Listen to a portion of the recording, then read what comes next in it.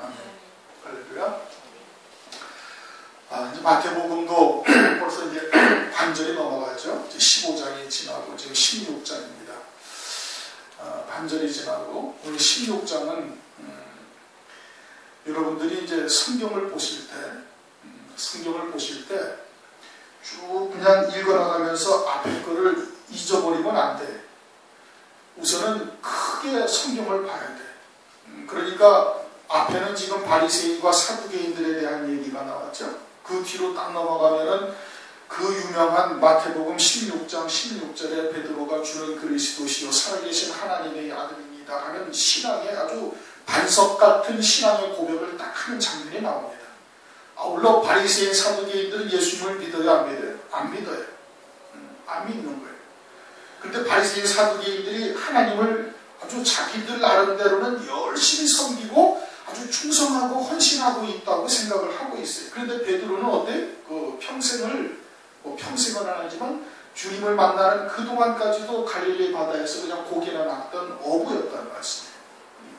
그런데 그는 하나님의 은혜를 입고 그리고서는 그와 같은 아주 기가 막힌 신앙 고백을 하고 있고 바리새인 사두개인들은 하나님의 말씀을 아주 잘 알고 있다 하는 사람들이고 스스로는 하나님께 열심을 내고 있고 하나님의 아주 충성한 일꾼들이라고 스스로는 그렇게 여기지만 사실은 그리스도가 누군지도 모르고 있는 거예요. 눈앞에 있는데도 보이지 않고 있는 거예요. 알지도 못하는 거예요. 그럼 이와 같은 것이 뭘 말하는 거예요? 이거 오늘날 교회들의 실상을 지금 말하고 있는 겁니다.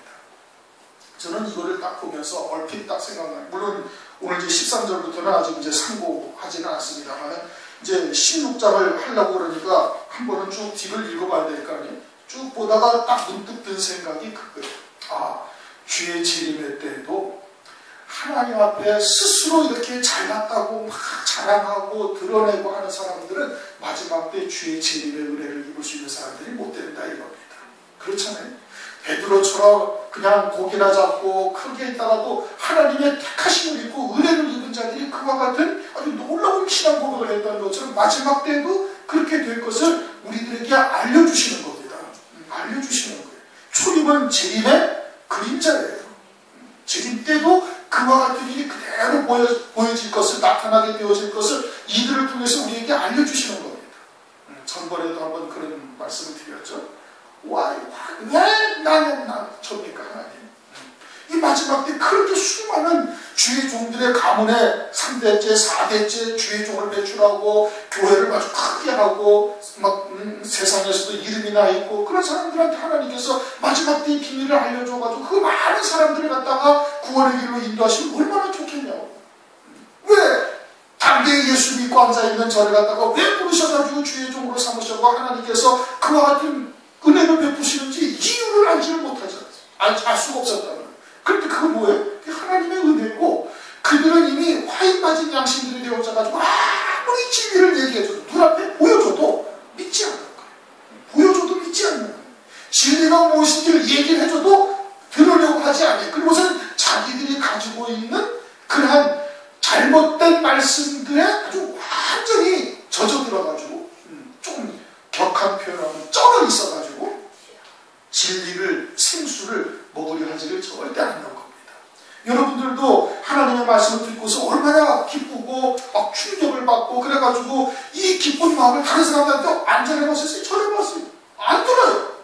아니 나는 듣고서 참 은혜를 받았는데 왜 저들 못 알아들을까? 못 알아듣는 거예요. 듣지 못하게 하시는 거예요. 마태복음 13장에 뭐 천국의 비밀을 아는 것이 너희들에게는 허락되어 있지만 저들에게는 아니 되었다.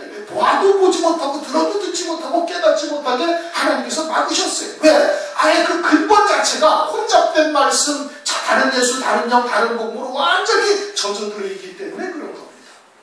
이게 지금 앞에 보고 뒤에 보면은 이 딱 보면 그냥 금방 딱 보이잖아요. 큰 것이 딱 보이는 거예요. 큰 게 딱 보이는데 사두개인 바리새인들은 얼마나 철저하게 하나님의 말씀을 믿어요. 아주 그냥 뼛속까지 자기들은 하나님의 백성이라고 생각하는 사람들이 바리새인들이에요. 그런데 하나님의 아들이 딱 앞에 나타나시는데 믿어요? 안 믿어요. 그러면서 표적이나 보여달라고 그러는 거예요. 그런데 이 불안무식하고 그냥 평생을 어부로나 살던 베드로는 주는 그리스도시요 살아계신 하나님의 아들입니다. 이 엄청난 고백을 지금 딱 하고 앉아있지 않습니까? 마지막 때에도 그럴 거예요. 우리 교회 나오시는 분들이 세상에서도 유명한 사람이 있습니까? 재물이라도 좀 많이 있습니까? 아니면 훌륭한 인격을 쌓으신 분들이 있습니까? 아니란 말이에요. 초대교회 때도 그랬어요. 초대교회 성경을 받고 교회라는 이름으로 모여서 예배를 드렸던 성도들이 사도 베드로가 바울이 그렇게 고백합니다. 너희들 중에 참으로 그렇게 많이 배우고 많이 가진 자들이 없다. 초대교회도 그런 거예요. 마지막 때에 주님을 맞이할 그와 같은 신령들을 또 어떻게 했어요? 똑같다라는 것을 아셔야 되는 것이고, 그러한 가운데 우리가 은혜를 입어서 정말 시대의 표적이 무엇인지를 하나님께서 눈을 떠서 보게 하셨다는 건 이건 어마어마한 하나님의 은총인 겁니다. 엄청난 사랑을 입은 거예요. 비록 우리가 육신을 입고 사는 동안에 좀 고난스럽고 고통스럽고 우리가 좀 생각했던 것과 같은 방향으로 우리의 삶이 인도함 받지 못한다 할지라도 그거는 잠깐인 거예요. 아침 안개 같은 시간에 그냥 지나가 버리는 겁니다. 잠깐. 근데 그 영원한 세상에서는 어마어마한 영광이 예비되어져 있는 거예요. 그리고 그것을 영원히 누리면서 이 땅에서의 고난은 아예 생각조차 하지 아니하는 거예요. 이 땅에서의 그런 수치와 멸시받았던 것 또는 고생했던 것들은 아예 기억조차 나지 아니하는 겁니다. 마치 자다가 일어나서 꿈꿨던 꿈들을 그냥 툴툴 털어버리고 조금만 지나면 여러분 다 잊어버리잖아요. 뭔 꿈을 꿨는지. 그렇잖아요. 그와 같이 하나님 나라에서 이루어진다 이겁니다. 그러니 이것이 얼마나 큰 복인지를 다시 한번 잘 생각하고 하나님 앞에 그냥 감사하고 찬송하고 믿음으로 이겨나갈 수 있어야 되는 겁니다. 그렇게 하루하루를 이겨나가다 보면 그와 같은 영광에 반드시 이르게 되어지는 것이 베드로의 신앙의 고백과 바리새인과 사두개인들이 주님에게 표적을 보여달라 하는 이 아주 엄청나게 아주 대치되는 이러한 모습을 보면서 마지막 때에도 이게 교회들이 이러한 모습으로 주님 앞에 나타나게 되어질 것을 말씀을 하고 있는 겁니다. 1절 바리새인과 사두개인들이 와서 예수를 시험하여 하늘로서 오는 표적 보이기를 청하여. 12장에도 그랬죠. 12장에는 서기관과 바리새인들이 그런 거예요.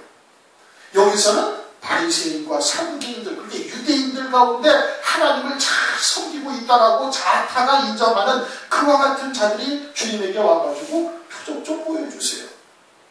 그러니까 주님께서 뭐래요? 악하고 음란한 세대다. 악하고. 그럼 얘기 사람들이 실제 아주 세상 사람들이 다 아는 그런 악을 행했네? 살인하고 간음하고 도적질하고 그렇게 살았네? 아니란 말이에요. 그런데 주님은 뭐예요? 악하고 음란한 세대다. 아주 영적으로 악하고 음란한 세대다. 그런데 사람들이 보기에는 되게 다 평판이 있는 거예요. 바리새인들은 얼마나 철저하게 예수 그리스도를 율법과 계명을 지키고 있고, 사두개인들도 역시 마찬가지인 겁니다. 그들도 하나님의 말씀을 아주 잘 지키고 있는 것이에요. 그런데 막상 성자 하나님의 아들이 말씀이 육신을 입고 딱 나타나는데 말씀을 가지고 있다는 이들이 어떻게 외면하는 거예요. 믿지 않냐고. 왜 그래요? 자기들의 신앙관과 아주 현격한 차이가 나기 때문에 그런 거죠. 그런데 뭔가가 있는 것 같거든. 이적도 나타나고 사람들이 다 쫓고 그 말씀에 아주 알 수 없는 권세가 있는 거예요. 그런데 자기들의 신앙관과는 너무나 다른 거예요. 바리새인들은 어떠한 신앙인데 행함의 도를 쫓고 있잖아요. 눈에 보이는 것을 가지고 구원을 받았느니 또는 멸망을 받았느니를 보고 있는 거예요. 보이는 게 필요한 거예요. 사두개인들은 어때? 사두개인들도 역시 세상에서 무언가 보여지는 것이 있어야 그것으로 만족하는 신앙이거든요. 그러니까 둘 다 어떻게 와가지고 표적 좀 보여주세요. 오늘날 말씀이 주님이시거든요. 그러니까 진리가 무엇인지를 듣고 믿으면 되는데, 그런데 자기들의 신앙관과는 너무나 다른 거예요. 당시의 바리새인과 사두개인들과 주님과의 그런 가치관이 전혀 달랐던 것처럼 오늘날도 역시 마찬가지로 바리새인적인 신앙이나 사두개적인 신앙과 진리와 아주 현격한 차이가 있는 거예요.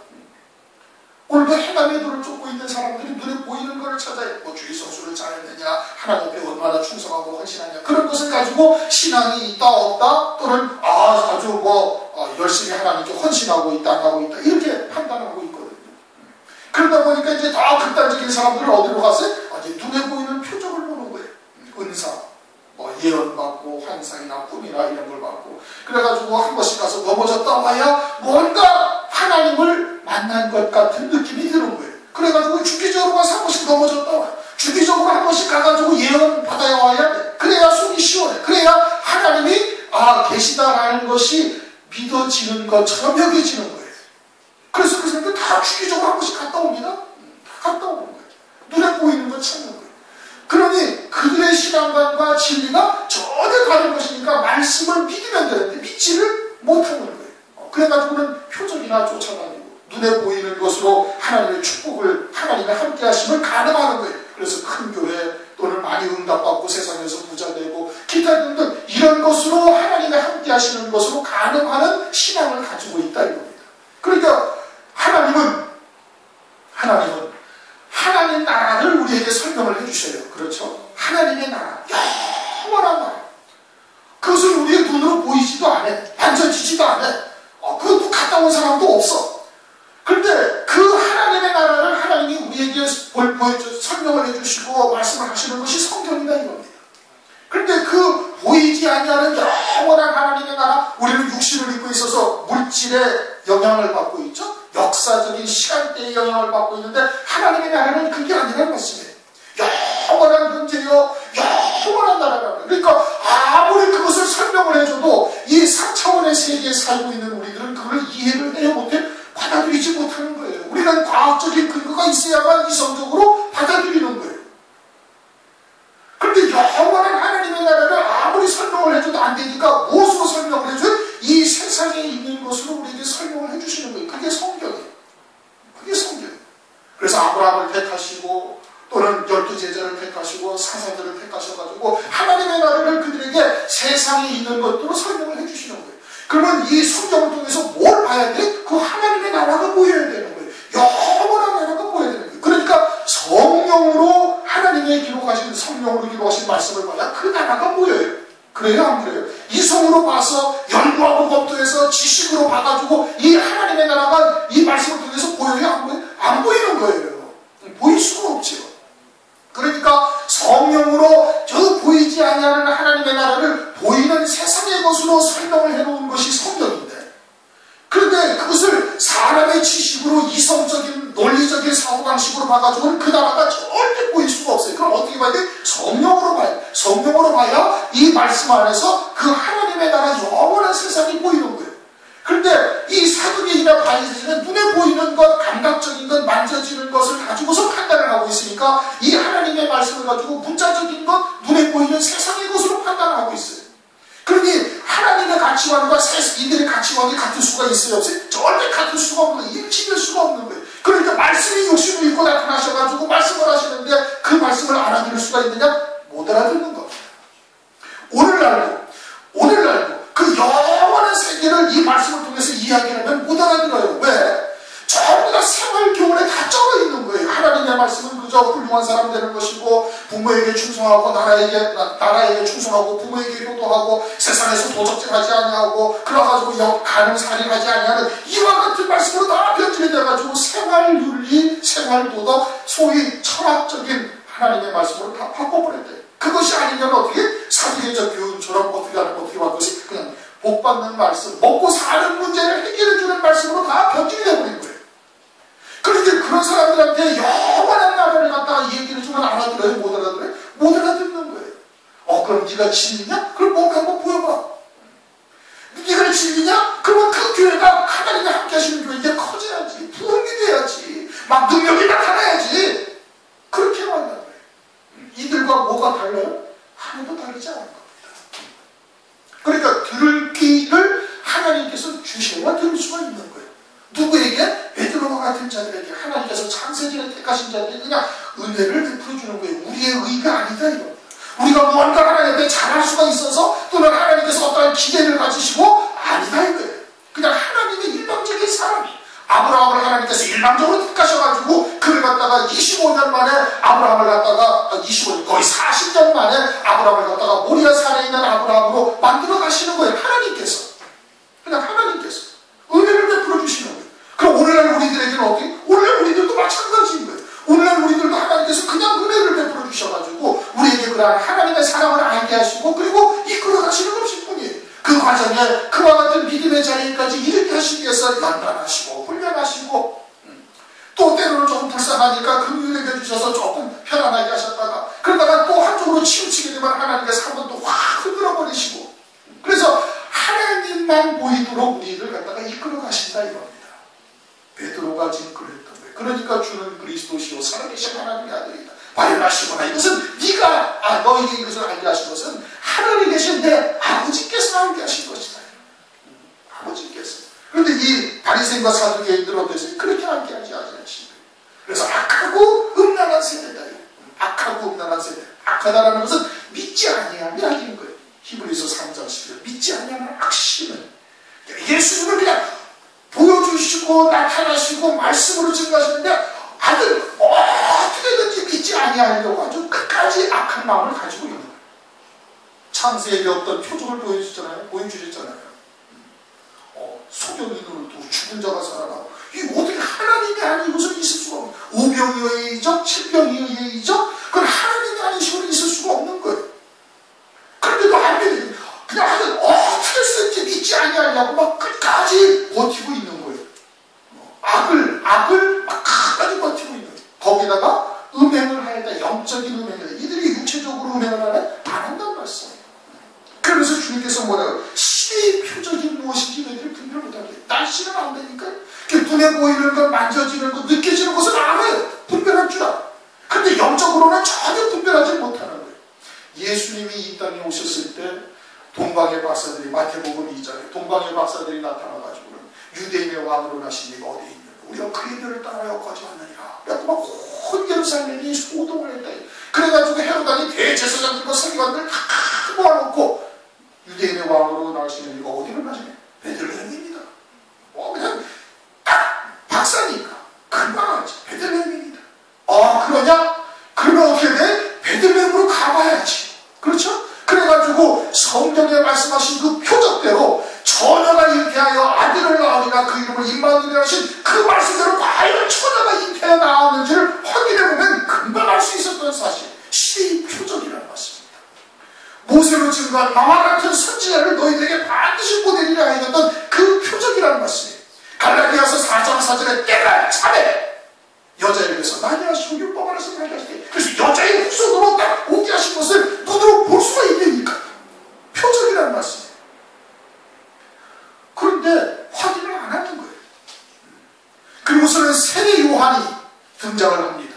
그래서 온 유대 땅이 세례 요한은 선지자라는 것을 그냥 깐난쟁이도 다 알 수 있도록 하나님께서 역사를 하시고 세례 요한이 요한복음 1장 29절 보라 세상 죄를 지고 가는 하나님의 어린아이입니다. 하나님의 몸종 하나님의 보내신 선지자라는 것을 온 유대 땅이 다 아는 그 세례 요한으로 입으로 딱 증거하게 하신 거예요.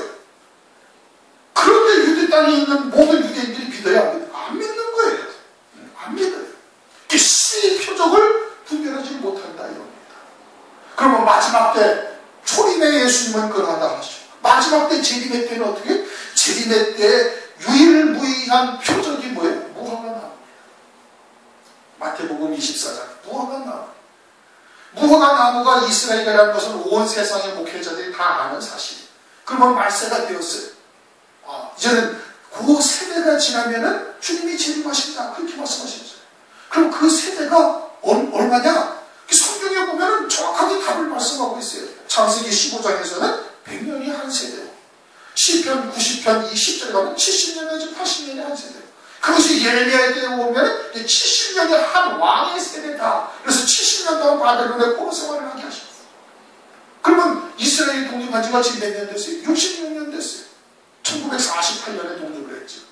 그러면 주님의 때가 임박한 줄 아는데 마지막 때가 될 때 말세 중에서 아주 끝자락에 우리가 살고 있다. 그것을 깨닫고 믿는 데에는 그러면 어떻게 해야 돼?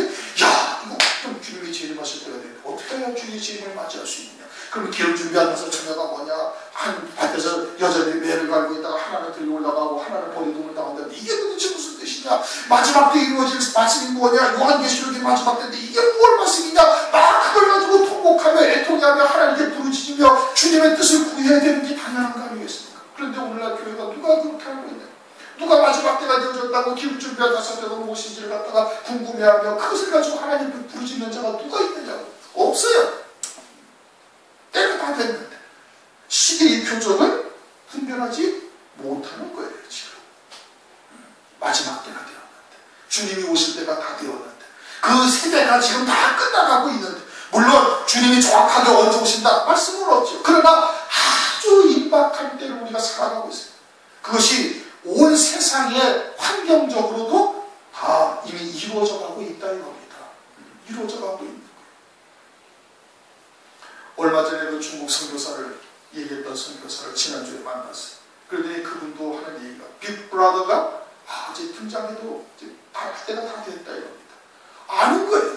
그렇게 알만한 사람은 다 알아요. 인정하고 있는 거예요. 교황이 오고 가는 것을 딱 보라는데 교황 앞에 대통령도 앉아있죠. 국무총리도 앉아있죠. 서울시장도 앉아있죠. 우리나라의 7개 교단의 종단의 아주 최고의 지도자들이 다 그 앞에 앉아가지고 교황이 있었는데 다 앉아있어요. 마치 그냥 장차 적그리스도가 등장하고 거짓 선자가 등장하게 되면 딱 되어질 모습을 추수판으로 우리 눈에 딱 목도하게 해주는 거예요. 왜? 동방의 예루살렘이었던 이 나라를 하나님께서 긍휼히 여기사 하나님의 택한 백성들이 이곳에 있으니까 그것을 딱 보여주시는 거예요. 그럼 그것을 보고 뭘 봐야 돼? 장차 적그리스도와 거짓 선자가 등장하던 요 모습이로구나 라는 것을 지금 그림자로 보여주시는 거예요. 여러분 보셨나요? 못 보셨지 않아요? 그렇죠? 제가 일부러 그 교황이 마지막 출발하는 날 영동성당에서 미사를 본다고 하길래 제가 그걸 딱 아주 지켜보고 있어요. 딱 봤더니 대통령도 앉아있지, 국무총리도 앉아있지, 서울시장도 앉아있지, 대통령 비서실장도 앉아있지. 그것뿐인가요? 그리고서는 아주 우리나라의 7개 종단, 7개 교단의 지도자들이 다 와서 그 앞에 딱 앉아있는 거예요. 불교의 조계종 총무원장도 앉아있고 원불교도 앉아있고 그리고 우리나라의 정통적인 무슨 향교 그 지도자도 앉아있고 유교 지도자도 앉아있고 기독교 KNCC 회장도 앉아있고 그리고서는 러시아 정교회가 뭔가 하도 앉아있고 다 앉아있는 거예요. 다 앉아있어요. 교황 앞에 다 앉아가지고 교황이 뭔 얘기를 하는가 다 듣고 앉아있는 거예요.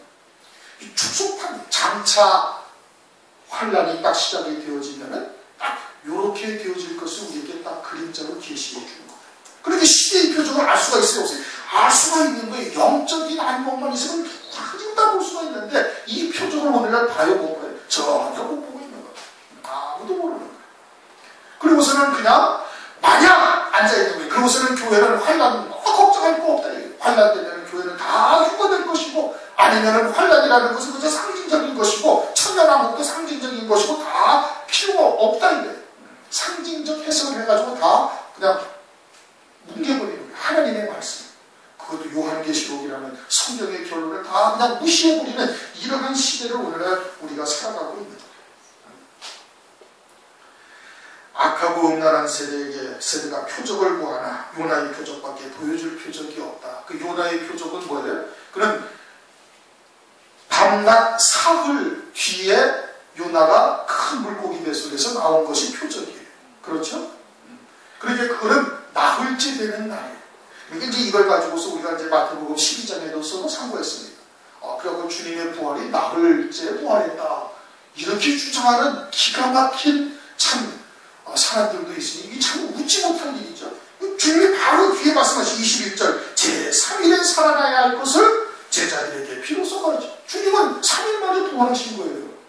그런데 이 요나의 표적 가지고서 그냥 나흘 만에 부활했다는 이 어처구니 없는 일들을 말해요. 지금 그 말씀의 대상이 바리새인과 사두개인들이요. 그는 그리스도를 믿지 아니하는 자들에게 하신 말씀이라는 것이 뭔지를 모르는 거예요. 그들에게는 심판의 때를 말하는 것이고 제자들에게는 부활의 날을 말씀하시는 것이고 아울러서 제자들은 제3일의 그 부활의 날에 주님과 함께 그 자리에 설 것을 말씀해 주시는 겁니다. 셋째 날. 그렇죠? 셋째 날. 그리고 바리새인과 사두개인들은 넷째 날에 심판의 때에 너희들은 보게 되어질 것을 말씀을 하고 있는 거예요. 전혀 다른 거다 이거예요. 근데 이 말씀이 지금 해석이 안 된 겁니다. 우리나라의 신학계에. 우리나라 신학계뿐만 아니라 온 세상에 요나의 표적이 무엇인지를 전혀 모르고 있는 거예요. 왜? 천년왕국 자체를 부정하고 있으니까. 그걸 인정하지 않고 있으니까. 그리스도께서 1000년 동안 다스리고 첫째 부활의 영광이 있다는 것을 아예 모르니까 그걸 다 뭉개버리는 거예요. 주의 재림부터 다 그 뒤로는 다 하나님의 말씀을 다 무시해버리는 거예요. 그러니까 요나의 표적인 뭔지를 알 수가 없어요. 알 수가 없어요. 그들에게는 심판의 때를 말씀하는 거예요. 제자들에게는 21절 제3일에 살아날 것을 비로소 제자들에게 가르치는 것은 그것은 뭘 말하는 거예요? 그것은 그들도 셋째 날에 주께서 재림하실 그때에 그들도 부활의 영광을 입고 주님과 함께 왕으로서 다 첫째 부활의 영광을 입게 되어질 것을 말씀을 하고 있는 거거든요. 그렇지 않습니까? 근데 그걸 모르는 거예요. 그리고서는 나흘 만에 부활했다고 해서 십자가에 못 박히신 날이 목요일 날이라는 이런 어처구니 없는 주장을 하는 이런 신학자, 이런 목사들이 오늘날 있는 겁니다. 하나님의 말씀을 무엇인지 전혀 깨닫지 못하고 있는 것이죠. 1절부터 4절까지는 이미 우리가 앞에서도 한 번 한 겁니다. 그러니까 여기까지만 하고 넘어갑시다. 5절 제자들이 건너편으로 갈새 떡 가져가기를 잊었더니 예수께서 이르시되 삼가 바리새인과 사두개인들의 누룩을 주의하라. 바리새인과 사두개인들의 누룩이 무엇인지를 이제 우리가 결론을 보고 있으니까 이제 알고 있어요. 근데 제자들은 전혀 그걸 모르는 거예요. 그럼 오늘날은 바리새인의 누룩이 무엇이고 사두개인의 누룩이 무엇인지 오늘날은 압니까? 모릅니다. 바리새인의 누룩이 무엇인지 이것은 그저 역사적인 사실로 옛날 초대교회 때 바리새인과 사두개인이라는 그러한 사람들이 있었다라는 것만 알고 있지 오늘날 교회 안에 바리새인의 교훈, 사두개인의 교훈으로 살고 있는 자들이 있다는 것은 전혀 생각지를 못하는 겁니다. 깨닫지를 못하는 거예요. 바리새인의 누룩과 사두개인의 누룩이 무엇인지를 깨닫지 못하고 뭘로만 알아요? 떡 얘기하는 걸로 아는 거예요. 마태복음이나 요한 창세기부터 요한계시록까지 전부 다 먹고 사는 문제를 해결하는 말씀으로 알고 있다 이겁니다. 주님이 가르쳐 주신 기도에 일용할 양식이라는 말씀을 주님께서 하셨어요. 그 양식이라는 것은 요한복음 4장에 가면 그 양식이 뭔지를 설명을 딱 하십니다. 내가 먹을 양식은 따로 있다 이거예요. 내 양식이 뭐냐? 그것은 아버지의 뜻을 이루는 것이다. 즉 죽어가는 멸망하는 영혼들을 살리는 것이 복음과 진리의 말씀을 증거해서 그 참된 말씀, 양식을 주어서 그들을 살리는 것이 주님의 양식이고 제자들의 양식이고 오늘날 우리들에게 참된 영의 양식이 되는 거예요. 그러니까 그리스도 안에서 새 생명으로 사는 자는 그게 양식인 것이고 육신의 목숨으로 사는 자는 성경을 보고서 뭘만 봐요? 먹고 사는 문제를 해결하는 것으로 보는 거예요. 양식이 그것으로 하는 거예요. 제자들이 지금 어떻게 알고 있어요? 그렇게 알고 있는 건데 이거는 교회들이 오늘날 그렇게 알고 있다 이겁니다. 먹을 양식, 먹는 떡에 관한 것으로만 알고 있는 거예요. 그래가지고 떡을 가져오지 아니하리로다 예수께서 알아가시고 가라사대 믿음이 적은 자들 어찌 떡이 없음을 서로 의논하는 거예요. 그것을 지금 말씀하고 있는 거 아니에요. 성경이 그걸 말씀하고 있는 것이 아니다. 뭘 말씀하고 있는 거예요? 영생에 관해서 하나님 나라에 관해서 하고 있는 거예요. 그런데 육신으로만 성경을 보니까 어떻게 먹고 사는 문제를 해결하는 것은 아니에요. 거기다 조금 나오면 그저 철학적인 윤리도덕, 철학적인 내용으로 알고 있는 거예요. 하나님의 말씀을. 너희가 아직도 깨닫지 못하느냐 떡 5개로 5,000명을 먹이고 죽은 것이 몇 바구니며 떡 7개로 4,000명을 먹이고 죽은 것이 몇 광줄이던 것을 기억지 못하느냐. 5병이어의 이적, 7병이어의 이적을 주님께서 베풀어 주셨잖아요. 그렇죠? 주님께서 우리의 삶을 윤택하게 하시려고 마음을 잡수시면 얼마든지 하실 수가 있어요. 그래야 안 그래요? 먹고 사는 문제를 주님께서 해결하고자 주님께서 원하신다면 얼마든지 풍요롭고 아주 여유롭고 안락한 삶을 살 수 있게 하실 수 있는 분이다 이 뜻입니다. 그런데 왜 고난이에요? 그것은 우리 안에 있는 영원한 생명, 하나님의 생명을 길러가시고 세워가시고 또 그래서 그리스도의 형상으로 세우시고 그리스도의 신부에 합당한 자로 우리를 길러가시기 위해서 역사를 하시는 거예요. 주님이 떡 5개로 5,000명, 남자만 5,000명, 그냥 한 2만여 명을 먹이실 수 있는 분이시다. 그러면 우리의 모든 육신적인 모든 문제를 다 해결하실 수 있는 분이에요. 못하셔서 우리가 전전긍긍하고 예수를 잘 믿고 열심히 이렇게 주일날도 그냥 만사 핑계치고 주일 앞에 나와서 예배드리면서 그저 그냥 가진 것을 갖다가 다 하나님의 것이라고 고백하면서 그렇게 하나님 앞에 헌신하는 그와 같은 것을 주님이 모르시나요? 그것이 그런 것을 갖다가 해결하기 위한 주님이 아니시라는 말씀이에요. 떡 5개를 얼마든지 먹이실 수가 있고 떡 7개를 얼마든지 먹이시고 남은 광주리가 7광주리 12광주리 남게 하실 수 있는 그런 분이시다 이거예요. 그러니까 그런 문제를 가지고서 하나님께서 해결 못하시는 그런 하나님이 아니시다 이거예요. 그런데 여전히 사람들은 다 어디에 초점을 맞추고 있어요? 거기에다가 초점을 다 맞추고 있어요. 아울러서 마귀도 우리의 관심을 꼭 거기에다만 둘 수밖에 없도록 환경을 만들어가는 겁니다. 그래서 아주 바가지로 고난하게 만들기도 해요, 마귀가. 그래서 우리의 모든 관심이 그저 먹고 사는 문제에서 벗어나지 못하게 마귀의 역사를 한다 이겁니다. 마귀가 그렇게 역사를 해요. 때로는 또 풍요롭게 하고 안락하게 해가지고 그냥 침상에다 확 던져버리기에도 하는 거예요. 누가? 마귀가. 그래서 안일함에 빠져서 전혀 헤어나오지 못하게 영적으로 아주 무감각한 자가 되도록 마귀가 역사를 한다는 겁니다. 그러니까 육신적인 문제에 국한되어져 가지고 신앙생활을 하게 되어지면 전혀 깨닫지 못하는 거예요. 이게 떡에 관한 말씀이 아니란 말씀이에요. 내가 지금 다리에 떡 5개 물고기 2마리가 얼마나 무겁네. 내가 지금 떡에 관한 이야기를 하고 있는 것이냐? 아니다 이거예요. 지금 하나님께서 먹고 사는 문제를 가지고 성경을 말씀하고 있는 것이냐? 아니다 이거예요. 그것이 아닌데 그런데 성도들은 다 거기에 모든 신앙의 목적, 초점을 거기다가 다 맞추고 있는 거예요. 더군다나 마지막 때가 되어지면 어떻게? 점점점 편안해지, 안락해지. 그냥 손가락만 까딱까딱 하면 돼.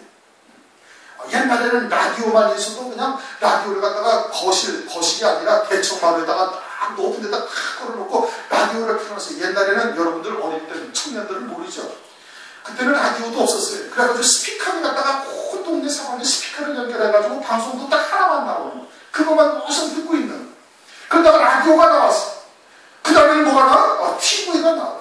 이제는 뭐 TV뿐만 아니라 그냥 부자들은 지하실에다가 개인 극장을 만들어 놓습니다. 프로젝트 빔으로 쫙 써가지고 음악도 기가 막힌 수천만 원짜리 오디오 시스템을 갖다 비치해 놓고 그리고 아무리 거기서 지랄 발광을 해도 옆에 사람 소리가 안 나게 지하에다가 딱 만들어 놓고 있어요. 그럴 정도로 지금 편해졌다 이거. 그래가지고 점점 어떻게 그저 말초적인 건 육체적인 건 먹고 사는 것 여기에 모든 것이 집중되도록 마귀는 역사를 하고 있는데 영에 속한 자라면 그것을 깨닫고 그런 데에서 자기를 갖다가 나와야 되는 거예요. 영적인 생명으로 사는 자로 다시 말하면 새 생명 그리스도 안의 새 생명으로 새로운 피조물로 사는 자로 자신의 위치를 정확하게 알고 있어야 되는 거예요. 그런데 깨닫지 못하는 자는 점점 빠져들어가는 거예요. 마귀의 역사죠. 그렇게 해서 하나님의 나라를 잊어버리게 만든다 이겁니다. 성경은 먹고 사는 문제를 해결해 주는 책이 아니에요. 그것이 아니에요. 그것은 주님께서 어떻게 너희들 마태복음 6장 7장에 말씀하고 있지 않습니까? 궁중의 나라에 다니는 새를 말해요. 하나님께서 다 먹이신다.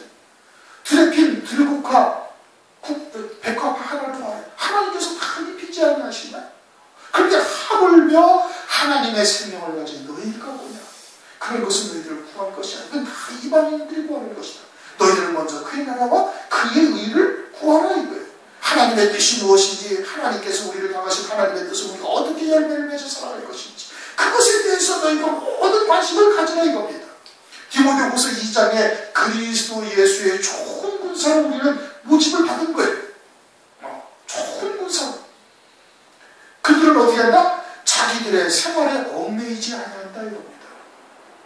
생활이 어떻게 되든 부도가 나든 어떻게 하든 그런 거에 영향을 받지 않냐고 오직 주의 뜻이 무엇인지에만 거기에 충성하는 자들 이게 그리스도 예수의 좋은 군사들이에요. 그들은 세상이 어떻게 한다? 감당하지 못하는 거예요. 히브리서 11장 38절인가? 나오잖아요.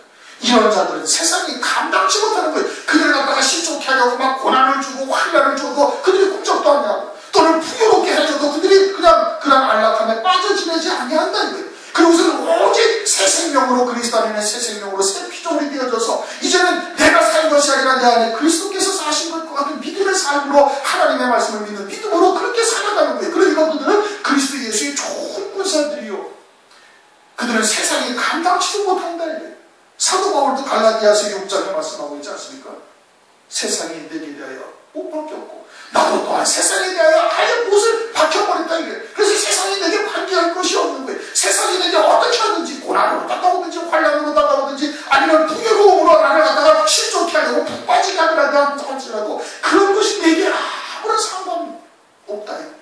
그리고서는 오직 주님의 뜻이 무엇인지를 쫓아 나가는 자가 된다 이거예요. 제자들이 그래야 한다 이거예요. 그래서 내가 말할 것이 11절 떡에 관한이 아닌 줄 어찌 깨닫지 못하느냐. 떡에 관한 말씀이 아닌 거예요. 먹고 사는 문제 해결해 주는 말씀이 아닌 거예요. 로또 복권 당첨되게 하는 말씀이 아니다 이겁니다. 뭐에 관한 말씀이? 영생에 관한 말씀이다. 영생에 관한 말씀인 줄을 너희가 웃지 않지 못하느냐 이거예요. 그리고서는 바리새인의 누룩과 사두개인의 누룩을 주의하라. 바리새인의 누룩과 사두개인의 누룩이 들어가면 어떻게 돼? 밀가루를 반죽해서 떡 만들 때 누룩을 집어넣잖아요. 빵 만들 때. 그 누룩을 집어넣으면 어떻게 돼? 다 부풀어져가지고 그냥 처음의 모양이 완전히 변질이 돼버려요. 다른 것이 되는 거예요. 그러니까 하나님의 진리의 말씀, 몸과 진리의 말씀에 바리새인의 누룩과 사두개인의 누룩이 들어가면 다른 복음이 된다 이겁니다. 다른 복음, 다른 예수, 다른 영. 고린도후서 11장 4절에 말씀하고 있지 않습니까? 혹시나 우리나 혹은 천사라도 우리가 너희에게 전한 복음 외에 다른 복음을 전하면 그는 어떻게 아주 저주를 받아서 멸망을 받아라. 다른 복음은 없다 이겁니다. 그런데 오늘날 바리새인의 누룩과 사두개인의 누룩으로 사는 사람들이 얼마나 많아요. 그러면서 진리를 외면하는 거예요. 시대의 표적을 분별하지 못하는 거예요. 그래서 재림하신 주님에 대해서 전혀 아주 관심도 없어요. 그리고서는 요한계시록을 들쩍거리면 어떻게? 그러면 딱 빨간 안경을 딱 끼고 보는 겁니다. 일단 안경을 끼고 저기는 조금 이상한데요. 2단 아니야? 3단 아닌가? 뭐 이렇게 생각을 하는 것이 오늘날 일반적인 신앙을 가진 사람들이에요. 마지막 때가 되어져야 되는데 시대의 표적은 분별하지 못하고 그리고서 주의 재림을 얘기하면 이상하다. 바리새인과 사두개인들의 교훈을 여러분들도 정확하게 분별하셔야 되는 겁니다. 교황이 와가지고서 그 강론한다는 내용을 한번 여러분 들어보셨나요? 70번씩 7번이라도 용서하면은 그 말을 77번 용서하라. 뭐 그네들이 가지고 있는 성경에는 그렇게 번역이 되는 모양이죠. 용서하려는 거예요. 사랑하려는 거예요. 영생이나 하나님의 나라에 대해서는 한 단어도 들어있지 않습니다. 그래서 생활교훈으로 다 바뀌어버린 거예요.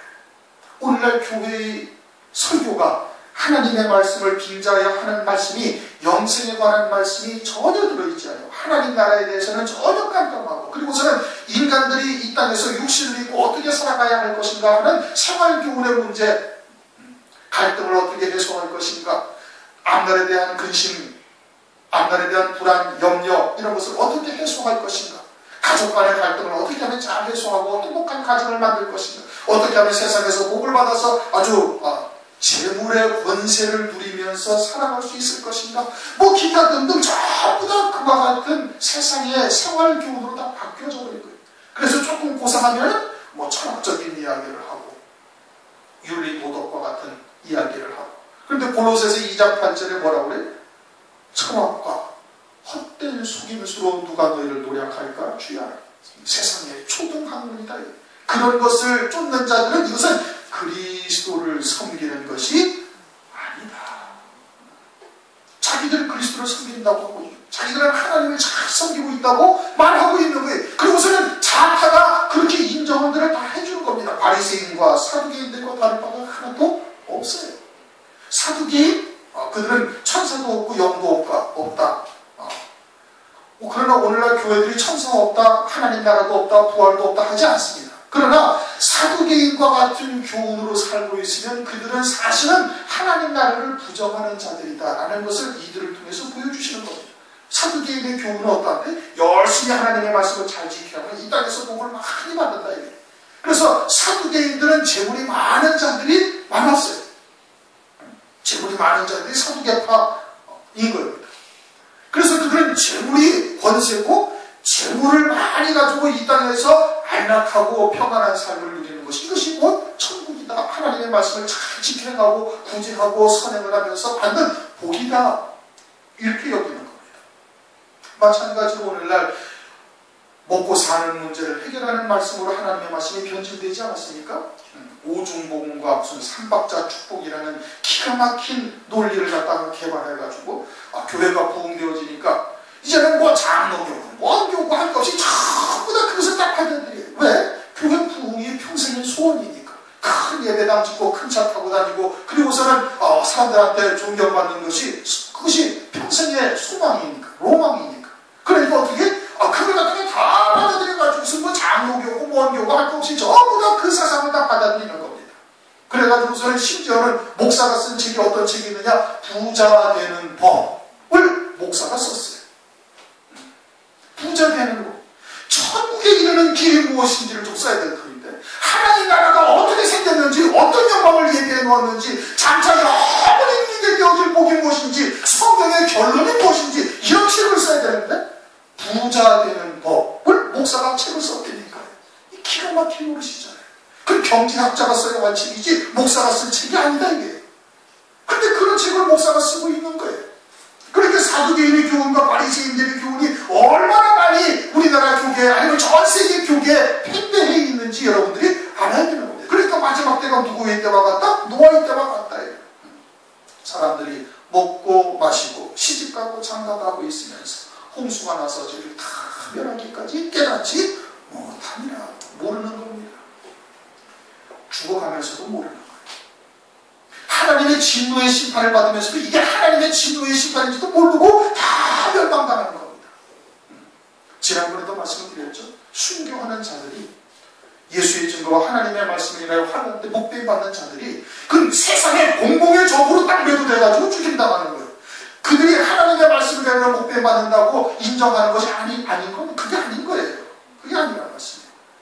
이 세상을 이처럼 평화롭게 만들고 세상에 그 어마어마한 갈등을 다 해결하고 우리가 그냥 전부 다 파탄지경에 있는 이 경제를 다시 회복시키고 이 세상을 이렇게 살기 좋은 사람을 살기 좋게 만든 그 사람을 갖다가 잠깐 경배하거나 아니면 그 짐승의 표를 받아야 이 경제가 그냥 그런 통제 경제가 되어져서 예전과 같이 그런 공황 상태나 막 파탄지경이나 이런 게 이르지 아니할 텐데 그 짐승표를 받지 않고 그것을 짐승표라고 666표다. 저놈이 적그리스도다. 저놈이 짐승이다. 저놈이 아주 용이다. 라고 이야기하고 있으니 세상에 공공의 적이 되어져가지고 죽임당하는 겁니다. 그렇게 죽임당하는 거예요. 그런데 바리새인과 사두개인의 교훈으로 살고 있는 자들은 그것을 아느냐? 절대 모르는 겁니다. 시대의 표적도 분별하지 못하는데 영적으로 악하고 음란한 세대가 되어져 있는데 그것을 아느냐? 모르는 거예요. 그런데 베드로같이 그냥 평생 어부나 살다가 불안무식한 베드로가 주님의 부르심을 받아가지고 주는 그리스도시요 살아계신 하나님의 아들이다. 영생의 말씀에 주께 있으면 우리가 어디로 가겠나이까 라고 고백하는 시대가 이제 앞으로 돌아오게 된다. 기가 막힌 일이 벌어지게 되는 겁니다. 기가 막힌 일이 벌어지는 아무도 상상치 못할 하나님의 나라가 이제는 이루어지게 되는 거예요. 그리고는 그들은 어떻게 해야 돼? 슬피 울며 이를 갈미 있게 되어지는 겁니다. 자기들은 열심히 하나님을 섬겼다고 했는데 막상 하늘나라에 올라와 보니까 아무것도 없고 음부에 떨어져가지고 어두운 데 떨어져서 슬피 울며 이를 가는 거예요. 분통이 터져가지고 이를 간다 이겁니다. 그럴 때가 이제 여러분 얼마 남지 아니한 겁니다. 그 수가 채워지면 하나님께서 이제는 곧 시작하실 때가 된 거예요. 16장 1절부터 오늘 12절까지의 말씀을 우리가 상고를 했는데 16장 1절부터 4절까지는 이미 앞에서도 상고를 했던 겁니다. 그리고서는 5절부터 12절까지 하나님의 말씀은 먹고 사는 문제를 해결해 주는 말씀이 절대 아닙니다. 우리에게 얼마든지 하나님께서 로또 복권 당첨되게 하실 수가 있고 여기 타워 팰리스 같은데 한 채에 60억씩 하는 그와 같은 복층짜리 아파트에도 얼마든지 사실 수 있게 하는 거예요. 살 수 있게 하시는 거예요. 하나님께서 하신다면. 근데 왜 안 하시니? 우리의 속사람을 그리스도의 형상으로 세우기 위해서 그러시는 거다 이겁니다. 하나님의 말씀을 믿으셔야 되는 거예요. 그리고서는 그와 같은 일에 우리의 마음과 생각을 일치시키고 부단히 주님의 뜻을 쫓아 달려갈 수 있는 자가 되기를 하나님께서 바라시는 거예요. 너희의 복종이 온전케 될 때 복종치 아니하는 자들을 벌하려고 지금 예비하시는 중이다. 이게 고린도후서 10장 5절 6절 우리의 모든 생각을 사로잡아 그리스도 앞에 무릎을 꿇게 하기 위해서 그러시는 거예요. 내 지식이나 내 나이에 30이나 돼 모든 것을 내려놓게 하시고, 그리고서는 어떻게 한다? 그리고서는 오직 하나님의 말씀을 믿는 믿음으로 사는 자로 우리를 갖다가 세우시고, 그리고는 복종치 아니하는 자들을 벌하시기 위해서 지금 예비하고 계십니다. 믿음의 길이 간단치는 않습니다. 육신을 입고 있으니까 때로는 여러 가지의 갈등도 있을 수가 있지요. 과연 진리인가 의심을 하며 가는 자들도 있습니다.